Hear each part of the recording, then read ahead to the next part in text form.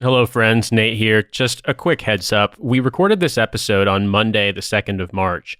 And basically, a few hours after recording was done, a news story circulated that the Taliban had decided to stop abiding by the ceasefire of the peace deal. Now, whether or not that means the peace deal is defunct, we don't know. But obviously, it changes somewhat our interpretation of that story, which you are going to listen to in this episode. Although you will find we are pretty sanguine about what the actual prospects for peace are. So I just wanted to make sure that it didn't seem as though we were ignoring that. It literally happened a few hours after we finished recording. I, for one, hope that the peace deal does go through. It may not, as we have all learned, those of us who have spent time there. It's not a safe bet to bet on anything in Afghanistan, but we hope for the best. Anyway, I hope you enjoy this episode. Glory, glory, what a hell of a way to die. Glory, glory, what a hell of a way to die. Glory, glory, what a hell of a way to die. He ain't gonna jump no more. Hey everybody, welcome to another episode of What a Hell of a Way to Die. It is me. It is Nate. Nate, how are you doing? How are things in the land of the lost over there?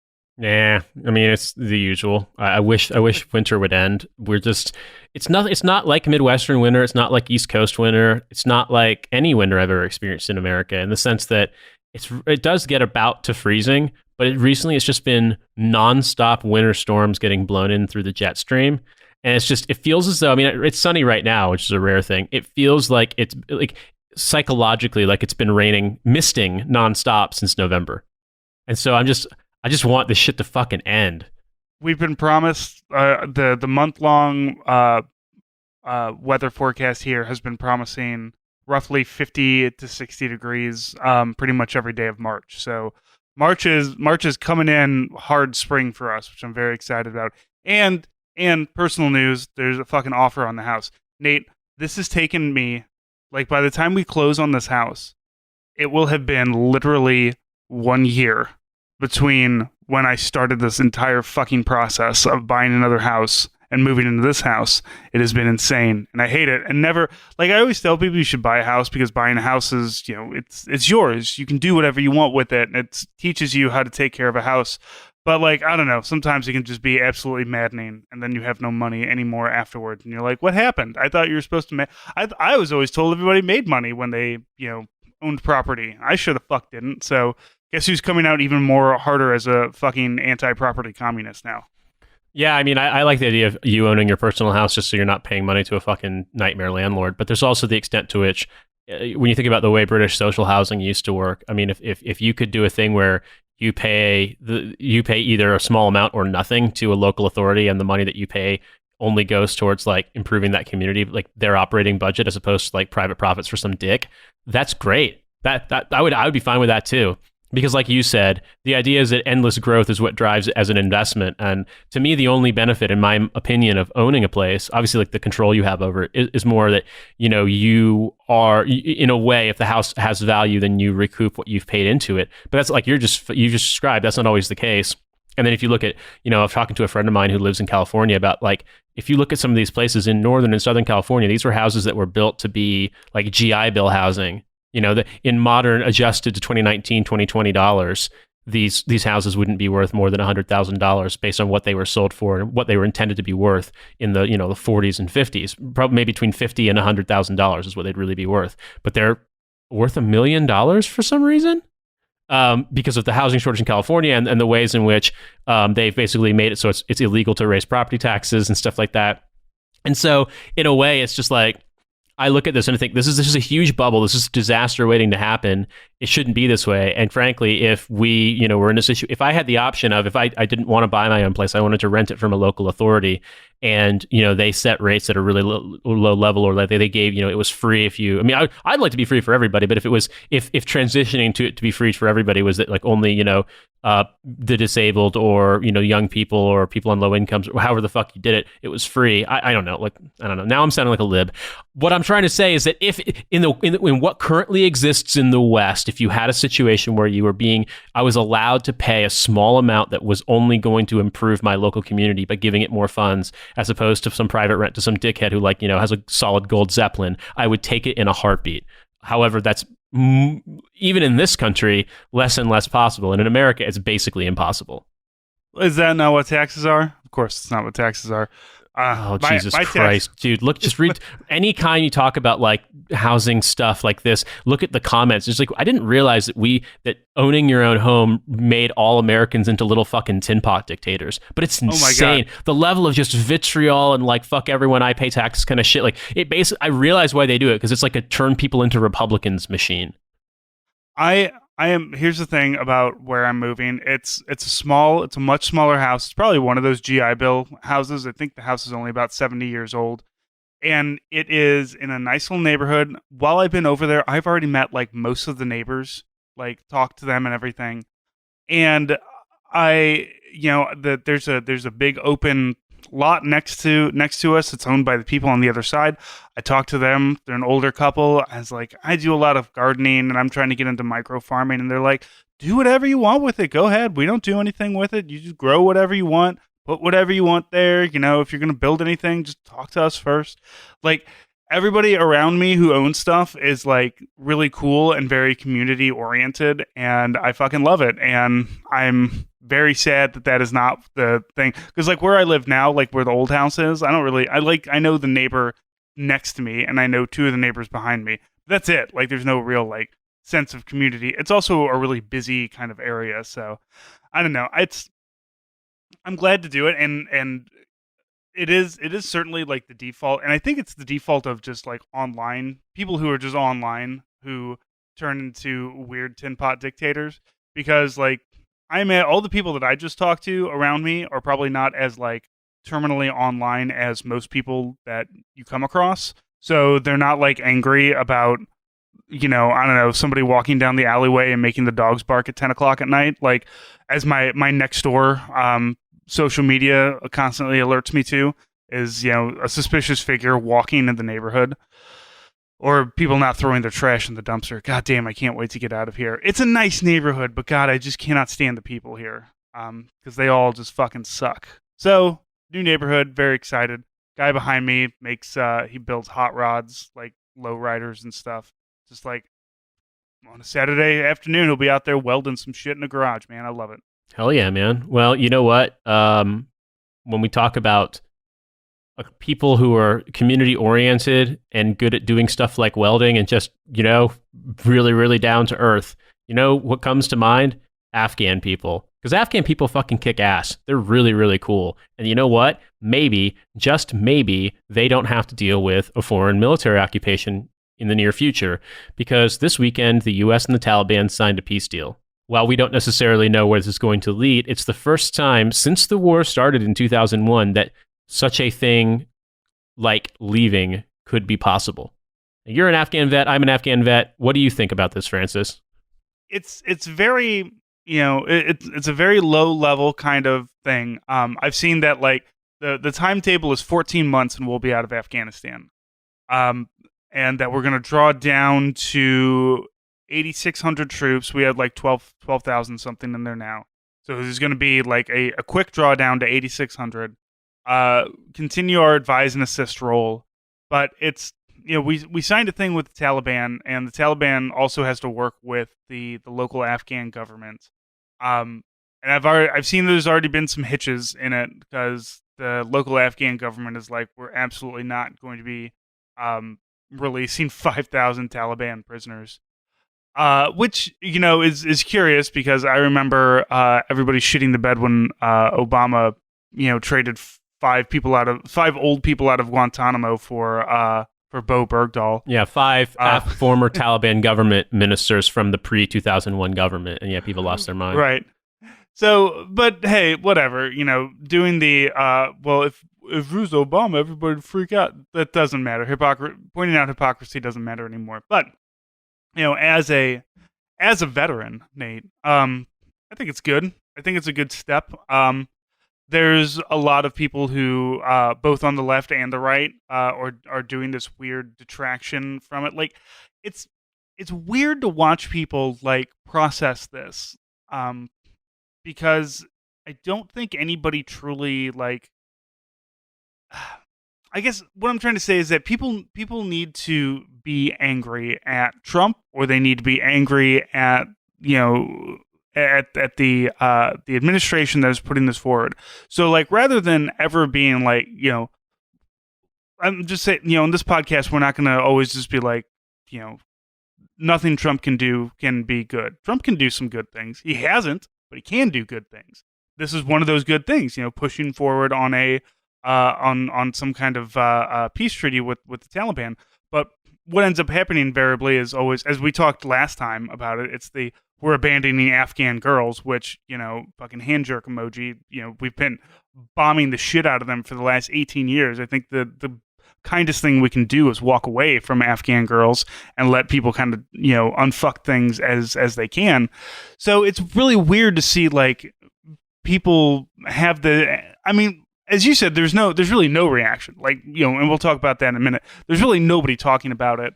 But even the people who do talk about it are just kind of like, I don't trust it. I don't trust, because, it can get fucked up by the Taliban, it can get fucked up by the Afghan government, or it can get fucked up by the American government. Any one of those three entities at any point in time can step on their dicks during this whole thing.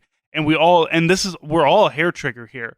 Like, last time we were talking to the Taliban and looking at doing some kind of peace treaty, like two Americans died in an IED, and we all got set back to square one. So it's like we're slowly getting there, and I just don't think America's going to feel it's real, because let's be honest, there's a good chunk of Americans, and anybody who's like probably 30 years old and down, who know nothing but a nation at war. Like, even if like, you're like, oh, I remember 9/11 when I was in, 8th grade, or when I was, 10 years old or something, you're always going to have like you don't really remember the time before. It's like when I try to explain to people the time before the internet, like I don't really remember it, because the internet has always been a thing, even in a very, very small, slow kind of way. Like, now the difference between a baud modem versus, the high-speed internet I have, sure.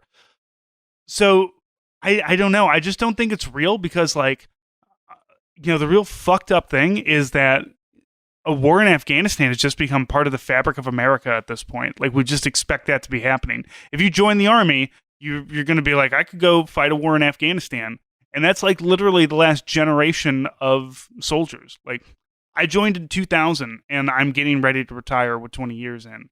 And, 9/11 happened when I had been in for just under a year. So that's, that's all I know. My entire Army career has been defined by war in the Middle East. And a lot of people's lives, while it hasn't been defined by that on the big scale, right? Like, that's always been a part of it, though. And so to just be like, oh, there might be a time where we're not at war in Afghanistan is just kind of a weird concept, I guess. I kind of am trying to make myself feel something, and I just don't, because maybe I just don't believe it. There was a moment when it was signed when maybe I felt a little bit when I read the story, and I just thought, how sad that it took this long when, realistically speaking, I think you could have seen the U.S. leave prior to the 2005 elections. Certainly after 2010, you could have come to an agreement in some capacity, but to have it go on for so much longer, I there was no reason for. You went in what, 04?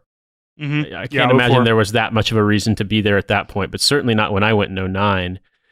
In the sense that it became very obvious to me within the first couple of months of being in Afghanistan that the insurgency was recruiting and was primarily motivated by Afghan people's natural opposition to a foreign military being in that country, and that any benefits that foreign militaries could provide in terms of providing security were outweighed by the revulsion and the countless indignities that were perpetrated upon them, whether it was getting run off the road by a convoy, or having guns pointed at you, having your home searched, or just the way that Americans would react if a foreign military was occupying America. It's not.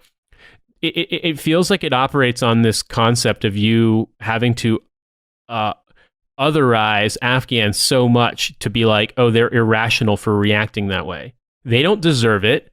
We shouldn't have been there. And it became very clear to me within my first couple of months there that we were not helping. And in fact, the insurgency primarily drew from us being there in the first place. So if I felt anything, it's just, I know so many people who have died. I know so many people who were wounded. I know even more people who are psychologically never going to be the same because of what they experienced there. And I just don't understand what it was all for if we knew, and we've obviously known for the longest time, that there was no real permanent mission we could possibly have that was going to allow for total stability in that country. There was going to be an insurgency if we were there. There's a part of me that thinks, and maybe I'm being a crank conspiracy theorist here, there's a part of me that thinks the U.S. defense establishment, military and civilian, could not turn down the beautiful golden opportunity to have bases that close to Iran. And that as such, they were going to create any justification they needed, sort of it would be a foregone conclusion that we would stay because then we had bases in Iran and then we invaded Iraq and now we have bases in Iraq and we can hem Iran in on every side. We have all these partner nations in the Gulf that we also, arm and equip. We at one point had bases in Central Asia. So we basically had Iran surrounded on all sides, with the expectation that eventually we were going to invade or we were going to threaten them into doing what we wanted. So I don't know. Maybe that's why. Maybe I'm a crank. But I couldn't see any real justification for us being there. And if this actually ends the U.S. military presence in Afghanistan, I think, much like I feel as though I'm still processing, my brain is still kind of unfucking itself from 7 years in the Army. In April, I'll have been out 6 years. I think it'll take a really long time to kind of process the end. But who even knows? I mean, I think you think about Vietnam vets, and I've talked to many when I used to work teaching creative writing. A lot of the veterans who came were Vietnam vets that, it never really ended in the sense that obviously the U.S. embassy was overrun in Saigon and, all the U.S. military was driven out. But I think processing what happened took the rest of their lives. And I suppose it's going to be the same for us. Certainly, I expect that's the way that, civilians are going to be dealing with the consequences of this for generations. I mean, it's going to be unbearable in so many ways. And we all have some responsibility in that. So when it ends, if it does end, when the last troops finally leave, we'll be dealing with the fallout for the rest of our lives, and many survivors will be dealing, down through generations. But this is the first time it's ever even dawned on me that it could possibly end. And as such, I don't even know how to deal with it. I'm not going to say I'm like distraught because I'm not. It legitimately hasn't registered to me because it just seems like it's like something telling you, by the way, we've reversed gravity. We found a way to reverse gravity. Until I see it, I just don't know if I can believe it. Yeah, it's weird, and what you said, like that we're going to deal with the fallout for it. I think one thing that is that people don't really think about when it comes to the veteran and the people who go and fight these things, and I realize, like, I realize that we're talking about this, like, how sad for us who volunteered to join and then went, like, it's way worse. Yeah, I think centering civilians and the family members of people who were combatants, particularly combatants on the Afghan side who, had in many cases, like, there's a much stronger moral case to be made that they were defending, their homeland than we were by any means. Yeah, my freedoms weren't there. Neither were yours. Yeah, Nobody's freedoms were suddenly there. And post 9/11, I mean, even then, the people that trained in camps in Afghanistan weren't Afghan. And the reason why they were able to operate there was just because it was a war zone, and the Taliban government tolerated their presence. But I mean, that it was a tenuous relationship. I mean, you can make all sorts of things, but I think by the time I went in 2009, there was zero moral case for us being there. I think you could make the argument that even post 2003, post Bonn conference in the end of 2001, there was zero case to be made. So I absolutely think that when we talk about the after effects, when we talk about what's gonna follow, you should center Afghan civilians and the family members of Afghan combatants That's not to say you should deny agency to Americans as well, but I think so often the way that we talk about it, the way it's discussed in media, the way it's discussed, even the coverage the New York Times has done, which is very thorough, centers Americans significantly. I think it's really important to understand that the burdens of this were borne overwhelmingly by Afghan civilians, and they didn't deserve that. Yeah, and the thing is that there is no closure at the end of this for anybody. Nobody, on our side or on the Afghan side, the Taliban, Al Qaeda, anybody, American soldiers, nobody is going to walk out of this with closure. Nobody's going to walk out of this feeling good. I can't imagine, like, the peace. It really feels like peace talks are just a desperation. Like, dear God, we all just are tired. We're tired of it. And like, you can either roll this into some multi-generational, like, we've been at war for 70 years and we don't remember why. Or you can stop wasting time, money, and, bodies on it. And I'm glad that we're going that route, and I'm glad that the Taliban wants to go that route, and I'm glad that everybody kind of just wants Afghanistan to do whatever Afghanistan is going to do, because it's not worth it for us, and there's certainly not, as you said, any kind of moral reasoning or obligation. But like, the Afghan war has broken the bodies and minds of young men and women, on such a scale. Like, not even just us, with people in Afghanistan and people in Iraq, and the way just that we have completely fucked people in the Middle East all over the place and completely destabilized it. And there is no closure for those people. Like, this is a small part of a large war that is going to be coming to some kind of end. And even that, all I can believe is that it's the only thing coming to end is the visible part. It's the part that, when your cousin's friend Johnny goes off to war, that you read on a Facebook post, and it's going to go back to what it always was, which is, clandestine CIA backed, whatever, or some kind of bullshit that's going to be going on under the table with a bunch of Navy SEALs going in and doing a bunch of war crimes. And I mean, that's smaller and less visible and maybe not as much of an impact, but it still is going to be happening. So, I mean, even just like knowing how America operates and how the Department of Defense operates and how, we as a military do things and get things done, it doesn't matter. Like, we could be 100% out of Afghanistan and Iraq, and the everything could be bright and shiny. But I mean, we all know that as soon as somebody in like the Afghan government or like a low-level Taliban person cracks a Pashtun translation of Das Kapital, we're gonna be back there in a heartbeat and just be like, the fuck you doing? The fuck you doing with this communism? I'm sorry, we just got to go ahead and reoccupy you for the next 15 years. Yeah, Mike from Eyes Left made the point that there is some wording in the peace deal that basically says the Taliban cannot, they would be in violation of the agreement if they allowed any organization in Afghanistan to threaten or menace the U.S. And that's open to a very liberal in the sense of being, open-ended interpretation. And so whether or not that's a concession to the U.S. military-industrial complex, I don't know. Sounds like it could be. So obviously that's cause for concern. And whether or not this becomes a thing where this all happens and then if Trump wins re-election, he immediately turns around and says, oh, they violated the terms of the agreement, back to occupying. That could totally fucking happen. I mean, quite frankly. But, obviously the goal here is that Trump doesn't win re-election and that we actually end the war in Afghanistan and we leave Iraq, we leave the Middle East. I think that would be a good thing. I think it would be a great thing. I think that we contribute nothing. But what the war does do is burnish the credentials of smug little rats like Pete Buttigieg, who, crying face, sad ooh meme, had to suspend his campaign because he wasn't getting enough votes. Ooh.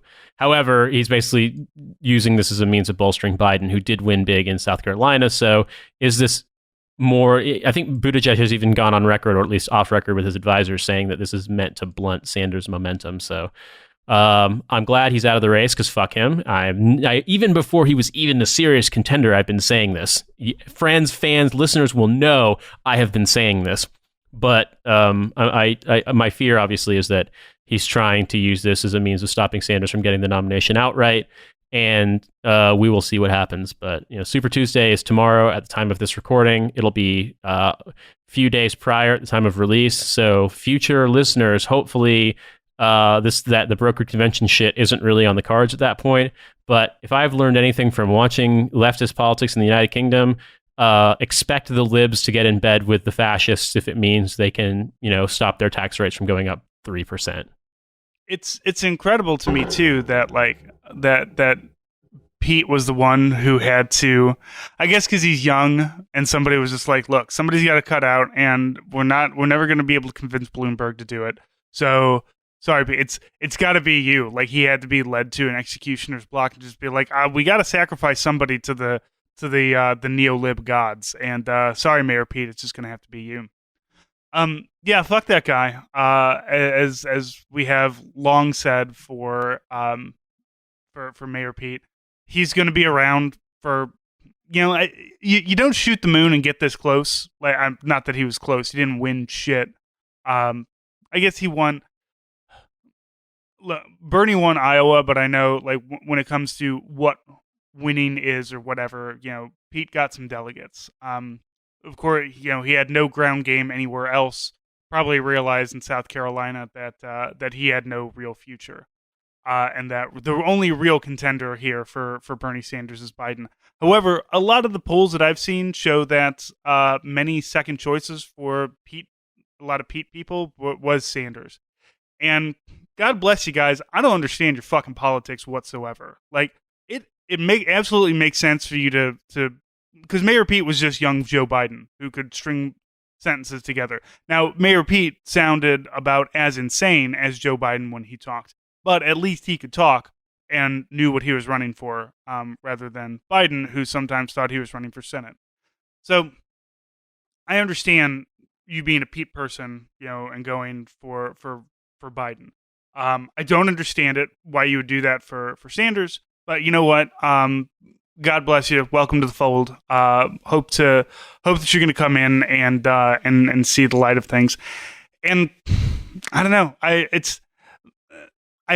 don't get why he lasted so long. But like somebody like Booker, like Cory Booker or Castro, had to leave so early. Like they were all basically the same person, right? Like.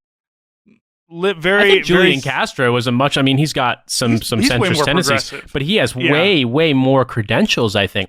For one, it's weird to me that they didn't, the DNC didn't think of using him as like their stealth vehicle for Obama 2.0. He has experience. He ran housing and urban development under Obama. I believe he was a congressional rep at one point. Like he's really smart. He has done quite well. Obviously, he's to the right of what we want in politics. But if you look at his political performance, it's so strange to me that they completely let him hang out to dry in favor of, Warren. In favor of Warren, but also in favor of this animatronic fucking robot who'd only ever won a mayoral election in a small city in Indiana.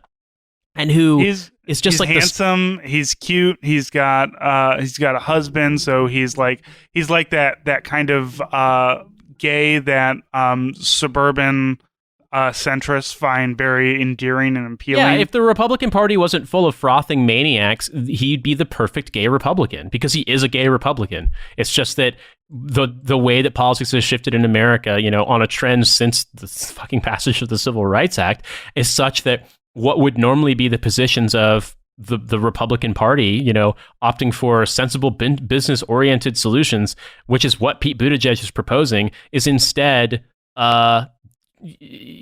pushed to be the acceptable limit of the leftmost party, while the rightmost party goes completely bananas, on like blood and soil, fucking weird fascist nativism.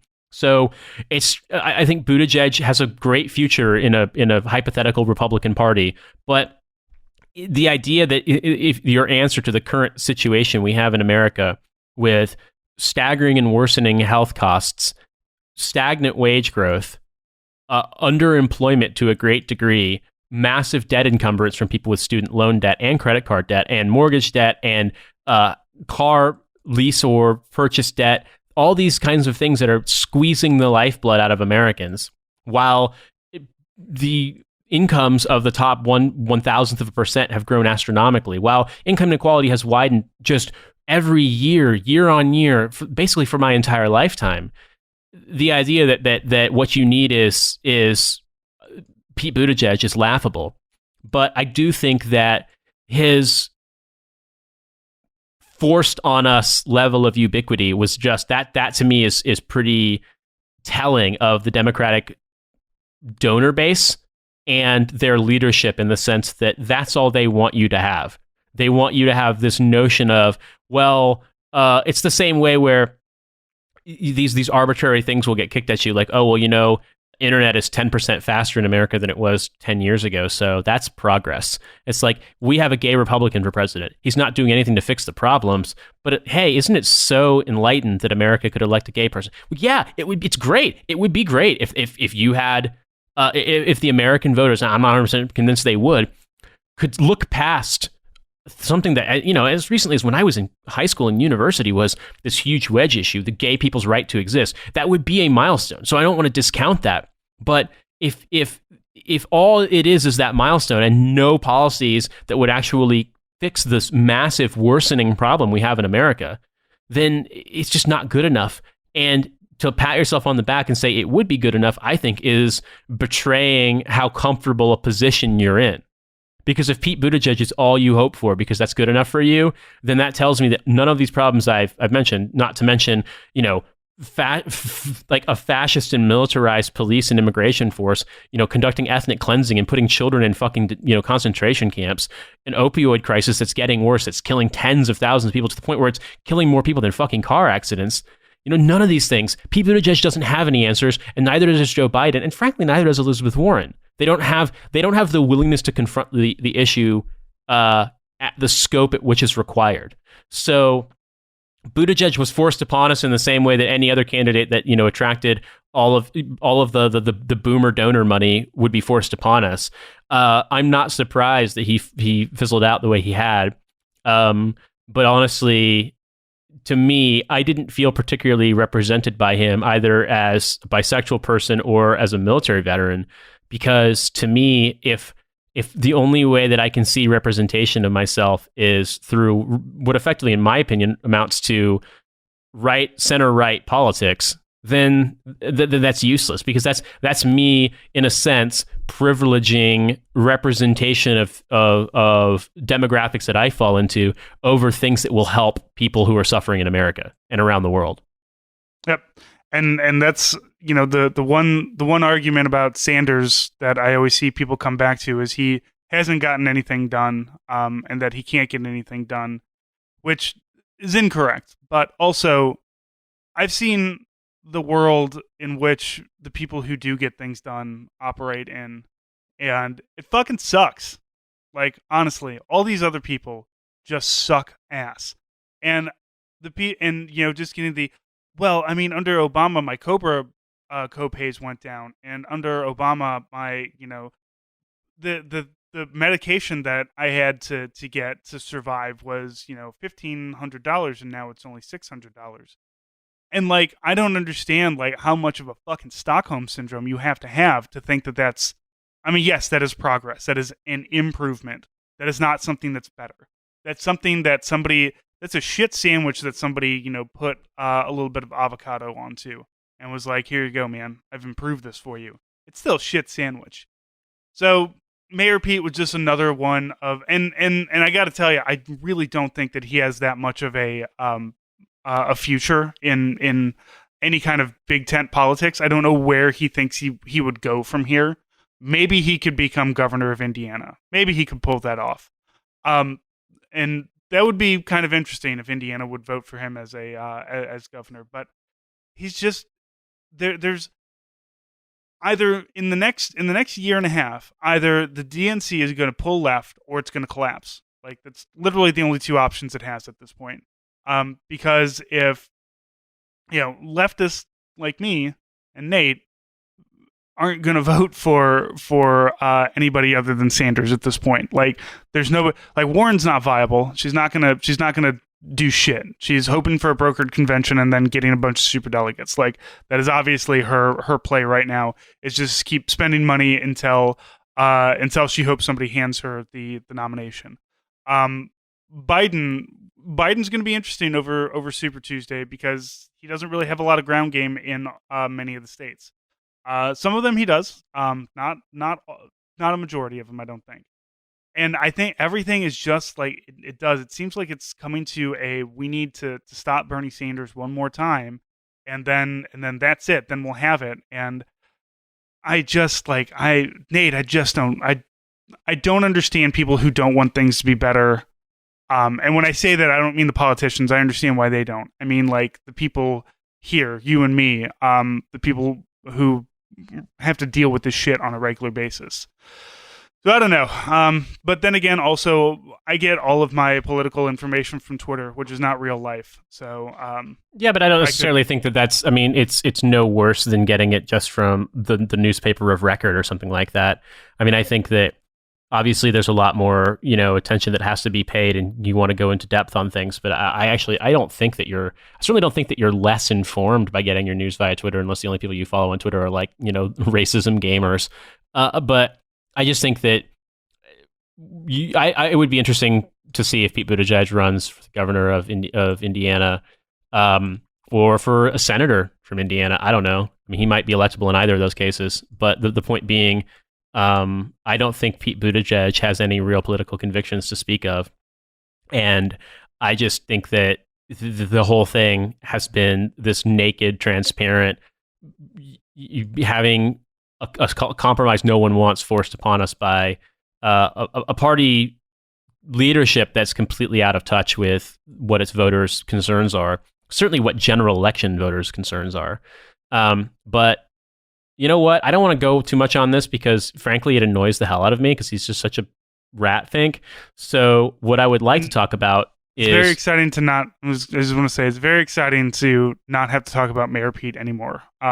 I know that, like, I've said that before about war criminals, but, we haven't really talked about war criminals recently either, although we could. But Pete is done, and I don't think that he's going to be back in any kind of major way unless, like, Biden picks him for VP, and then he will be crammed so far up all of our asses that it'll be just a Mayor Pete enema.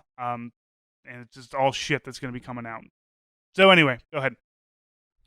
So we have talked about this in the past, specifically with regard to things like the extent to which the military tolerates lost cause revisionism about the Civil War, the Confederate States of America, and the fact that bases are named after Confederate generals and Confederate flags and such are all over if you want to look for them. Not officially on display typically, but in the barracks, etc. It's a pretty common thing to see. Now, what has been surprising is that the new commandant of the Marine Corps has said, no more. But you know what? Sounds like the Army doesn't want to play along. Well, okay, so the commandant has said no more of the Confederate flags in people's barracks. Not just don't have them up all over the place. And the Army seems to go through this a lot every once in a while. Like, I think wasn't it like the Tank Museum or something had a bunch of like Nazi tank generals on display, and people were like, "Why are you doing this?" And they're like, "Well, I mean, it's historical." It's like, why do you have these happy pictures of Nazis, though? And, you can be historic. Like, it's as if there's no way to be historic without, like, putting a framed picture of a Nazi on some wall with, like, some very nice soft lighting. So you can, it's like, we can do this without making it look weird. So the Army has 10 military bases that are literally named after Confederates. Like, this isn't even, like... I don't know. I don't know what the Marines have. I'm sure the Marines have a Robert E. Lee Way somewhere on Lejeune, maybe. and hey, maybe they're going to change things up. I don't know. All I know is this is just for the dipshits in the barracks. But the army, like logistically or whatever, is just not going to change anything. And it's just really like, I mean, I didn't really expect them to. I didn't expect them to turn around and change everything because, I mean, those are major military bases. I mean, at least like Fort Bragg, Fort Benning, these are, huge installations. And we just, I don't know, the army just loves that shit. And it's always well, they're named after like, important historical figures, but Nate, there's not a Hitler way, like I just don't understand we need to celebrate history with people who like literally tried to break apart America. Like I thought that was our thing. I thought that we in the army, said that we would defend the Constitution. And so when a bunch of people decided to say fuck it to the Constitution and we shot at them until they said, oops, sorry, our bad, we're not going to do that anymore. That was like kind of our thing. I don't know. Maybe things have changed. Maybe we're weirdly more like I think maybe back in the 1800s it was more racist, but like less hateful towards more unity of being a unified states. And today we have like slightly less racism, but everybody wants to become a sovereign citizen or some shit. Even soldiers, which I really don't fucking understand. I don't know. Man, I think the biggest thing for me is more that the United States obviously loves to talk about the Civil War as this great coming together thing post-Civil War, but we gave up on Reconstruction. And the more you dig into it, the more you realize how much of that is erased from public school education or just education in general in the United States, unless you literally want to like specialize in it. And there's so much lost cause fucking romanticism and things like that. So to me, I think taking a stand against it is an unambiguously correct position. I also think that the military, the Marine Corps, like the Army and other branches of service, has been embarrassed by exposés on its members being affiliated with white nationalist groups. And while not everybody who displays the Confederate flag is in a white nationalist group, it is a symbol of white nationalism. And so I think that there's a point to be made here that this is probably just PR on the Marine Corps' part, but I think that this is a thing that if this is the moment to do it, then do it. Like there was never a right moment to do it. It should have been done. It should have been treated like the fucking Nazi flag, but America is a completely insane country that, basically allowed slavery and all but name to be reinstated within 10 years of the Civil War ending. So this is part of a very fraught history. I think Confederate monuments should be banned. I think they should be all destroyed. I think I've softened on my position of exhuming the bodies of Confederate soldiers and dumping them into the sea, but I don't think there should be any valorization of the Confederate cause. The flag should not exist. It shouldn't be allowed. It should be taken off of state flags. All of the monuments, and let me tell you, there are lots of monuments all over the South, and most of them are pretty new, should be destroyed. And frankly, the fact that the military has bases named after Confederate generals and allows the display of, or at one point sort of nominally tacitly accepted the display of Confederate symbols, I think is wrong, and that should be undone sooner rather than later. In fact, I would do it tomorrow. I despise everything that the Confederacy stood for, and most lost cause shit is actually it's like ISIS levels of golden age delusions. So get rid of all of it. It would be good if we got rid of all of it. It would be good. It would be better for America. It would be good for the world if we treated the Confederate flag the way the Germans treat the Nazi flag. Yep, and the German Nazis use the Confederate flag because they can't. They can. They Yeah. can't have Nazi flags. So yeah. So congratulations, lost causers. The Confederate flag is a stand-in for a Nazi flag. Because they know what it stands for. They're not Exactly. stupid. They know what it stands for, and to them, it's a way of achieving the same goal. It's saying, hey, look, this flag that's is acceptable to display to announce that we believe in white nationalism. So. Yeah, anybody who tries to argue otherwise, it's just bad faith bullshit, and it's people who read conservative general books written by fucking Bill O'Reilly or some shit, going on and on about this delusional thing that never existed. So it's bad. Get rid of it. Weird for us to say props to the Marine Corps It's something we don't say very often, but props to the Marine Corps for starting this conversation. And like, let's be the 2020s be the decade that we fucking melt every Confederate statue and monument into I don't know, some kind of fucking like trinitrite nuclear glass and get rid of all of it. And don't let anybody sell the fucking souvenirs the way they did trinitrite. Destroy all of it. Hell yeah. I'm full on Maoist when it comes to destroying not the history of the Civil War, but rather anything that valorizes the Confederacy. They lost. They stood for something that is antithetical to a position of human rights. Destroy everything that valorizes them. And I mean, quite frankly, Sherman didn't go far enough. Yeah, so good on you, Marines, for a minute. I'm sure that you'll fuck it all up somehow, some way down the line. But for a brief moment in time, you guys are doing the right thing. And, who knows why the Army won't do it? Logistics, not wanting to get yelled at on Twitter by the presidents. It's just not in the budget. All kinds of things. I'm all about changing. I mean, look, long term, Fort Benning should be, completely disbanded and all of the buildings given over to like free housing for people. But if we're gonna do incrementalism, at least change the name. We've got plenty of like dead generals that we can name shit after that weren't traitors and that were just like normal, assholes. Like, fuck it. We'll wait till Mattis dies and then we'll change the name of Fort Benning to Fort Mattis. There, done. Even though he was a Marine, the Army's gonna take him. We're gonna fucking take over all of this shit. Also, a big thing.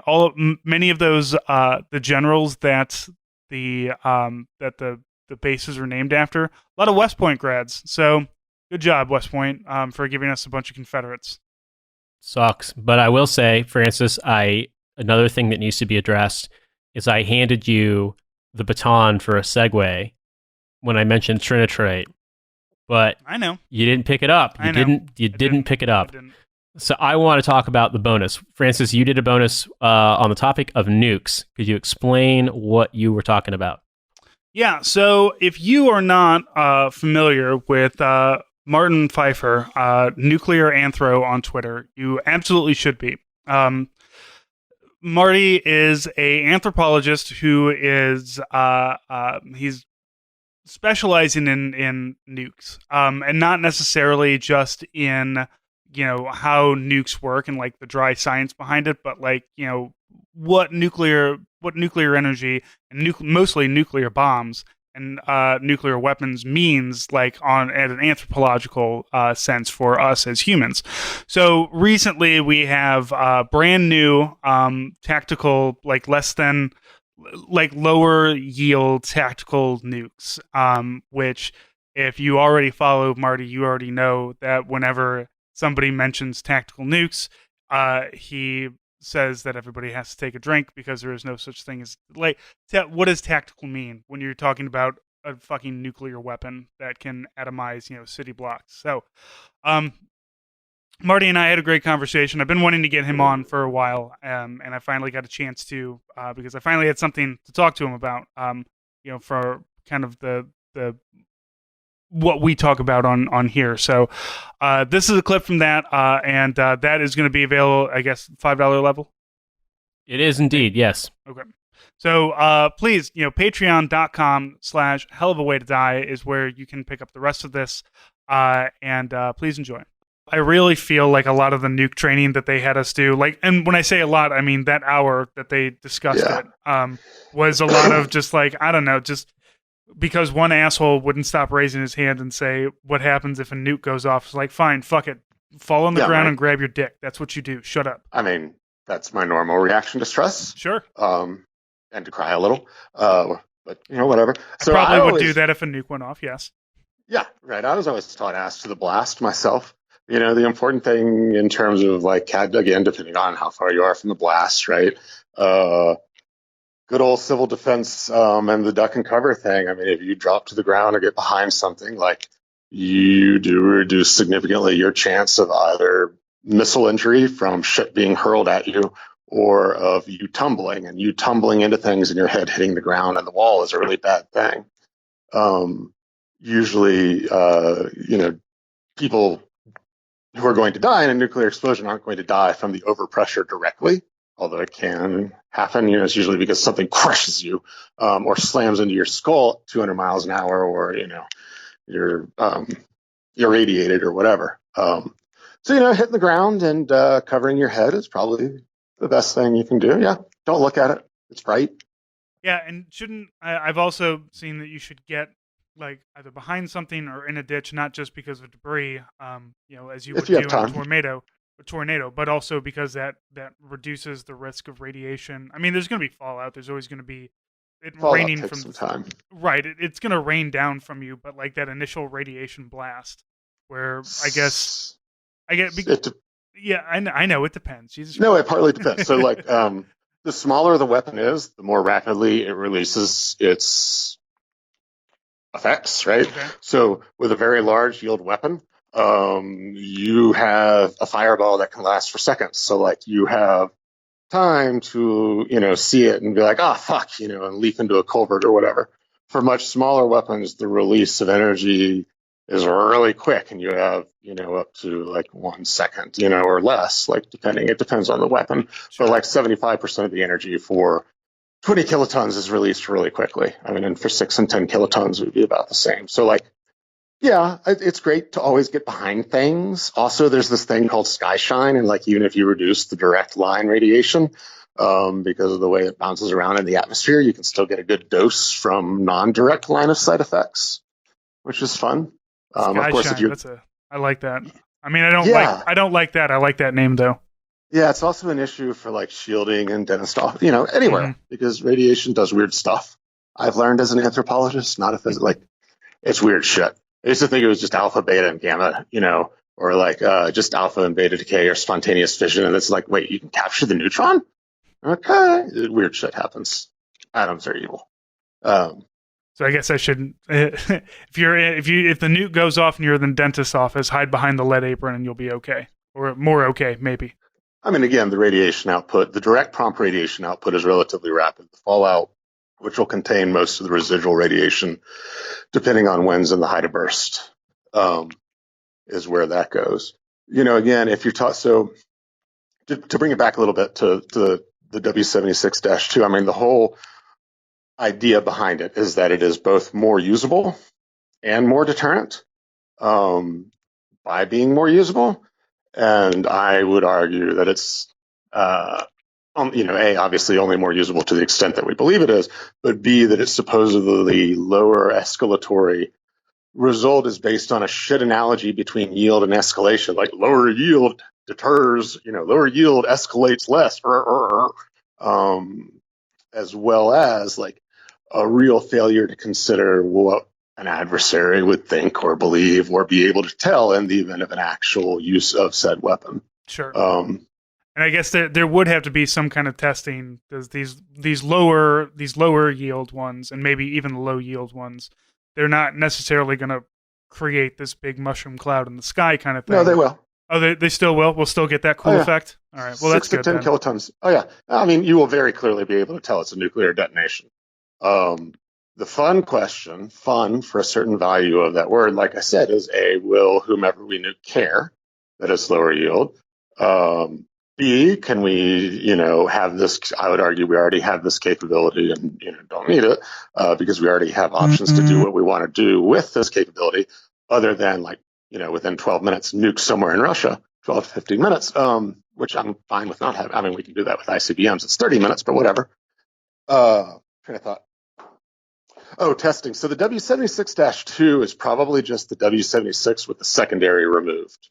So it's just the primary. Just so, modern contemporary thermonuclear weapons are staged in that they have a primary device, and then you have a secondary where most of the thermonuclear fuel is. And so if you take that secondary out, you can drop the yield. That's interesting. So right. I mean, so it's just kind of like removing, I guess, like in a conventional bomb, just like take out half the gunpowder and then you have a smaller bomb, but still in the same package kind of thing. You're just taking out when you say the fuel, you mean the fuel that would like that would create that would, I guess, continue a nuclear reaction. So we're going to go real quick. Yeah. I know you don't want to. Real quick through bomb design. contemporary or modern every U.S. weapon, actually, as far as I'm aware, is what's called a staged device, and that it has that primary and that secondary. The primary is going to be your plutonium, uranium, or both. High explosives, your deuterium, tritium boost gas if you use it, or other whatever, and your neutron initiator. So you detonate that, it creates X-rays that travel to the secondary that fall on the casing around the thermonuclear fuel. Stuff happens, it gets compressed, it starts to burn, et cetera, right? That's like the really super, super, super, super quick. So they just took out that second part. So the full primary is still there. And if you mess with that, that's when maybe you'll have to start talking about like what your reliability and measurement of uncertainties is. But as it is, like, I don't think that removing just the secondary, the primary has been tested. They know what the primary does. Like taking the secondary out shouldn't be a testing issue. Mm-hmm. I wouldn't imagine. Okay. So we're just, and I guess you don't know this 100% because obviously this is all classified, but the idea is just take what we already have and remove the secondary, yep, which would just make it, but it's still the same thing, still operates the same, still does everything the same. Yeah, so you still end up with fallout. You still end up with, your standard range of nuclear weapon effects, just 6 to 10 kilotons of them instead of 90 to 100. So you said that you have a lot of things around that are nuclear. I didn't say a lot. Nuclear related. Well, I mean, things that you might want to rub a Geiger counter on. So what's some of your favorite? Like, I guess because I love Atomic Age. Like, I just love the look of it. That 50s. Everything looks like a Sputnik of some kind. Oh, there was an aesthetic. There's absolutely a sociotechnical imaginary and the relationship of, right, that atomic utopianism and the sci-fi future and aerodynamic space. Yeah, absolutely. Right. I mean, we dropped a couple of nuclear bombs, and then everybody said, "Well, wouldn't it be great if we powered everything off of this?" Without thinking about like, wait, we just like leveled 2 cities with it. I mean, part of that was concerted effort in the sense of like the United States government and industry acting to promote and promulgate those imaginaries of nuclear techno-utopianism or nuclear usefulness.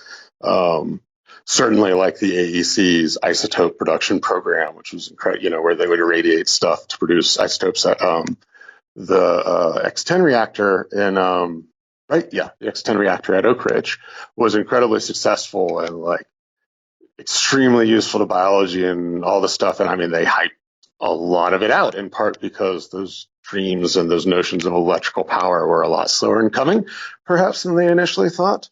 But the point being that like that was not a totally organic, although there was certainly a lot of organicness to it, but not a totally undirected or unsupported sort of thing that happened. I'm going to have to look into more nuclear, like Atomic Age propaganda. Oh, it's fun stuff. So, I mean, right. I mean, one of the materials that I'm most interested in is trinitite, which is basically radioactive fallout we gave a very nice name to for a reason.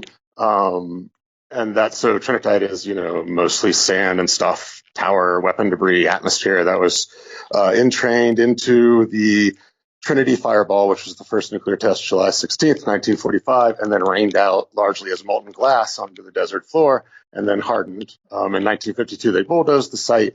Collectors got tons of it. People took tons of it off the site beforehand. It circulates, right? And at first, it started to circulate as like an object of scientific investigation in the sense of radiochemical determination of yield. After we actually attacked 2 cities with nuclear weapons, and the United States government wanted to downplay Japanese claims of lingering or long-term radiation injury, they traipsed, a press group through the Trinity site. And so there's this great photo of Oppenheimer in his little booties smoking a cigarette on a freshly used nuclear test site 3 months ago. So the newspaper folk were like, or the media folk were like, hey, they were given souvenirs after they were Geiger counted. So like that material was again circulated into that sort of social sphere for a particular ideological purpose. At the same time, the United States government had jewelry made out of trinitite and then had a starlet, self-described starlet, wear it, to in an effort to discount Japanese claims of long-term and lingering radiation injury. All right, everybody, as always, thank you. You can follow me at Army Strang, follow Nate at In These Deserts, follow us on the YouTube, the SoundCloud, the Twitch, what else we got? Facebook, Twitter is hell of a way. We are all over the place. For our $10 listeners, our $10 Patreons and up, those care packages, if they are not in the mail already, they will be soon. And for the rest of you, keep an eye out in the store. We're going to have a lot of new stuff showing up there, new magnets, new stickers. All kinds of good shit is going to be coming in. So if you can find all of that at hellofawaytodie.com, as well as original writings, some pieces not only from me, but from some of the past zines. And I've got new writers that are coming in wanting to write for us as well. So we do pay $50 for 500 to 750 words. So feel free to hit us up if you got some ideas. You can just email me at sergeantjoker@hellofawaytodie.com or hit me up in my DMs on Twitter. They're always open and ready for your abuse, I guess. So as always, we'll talk to you next week.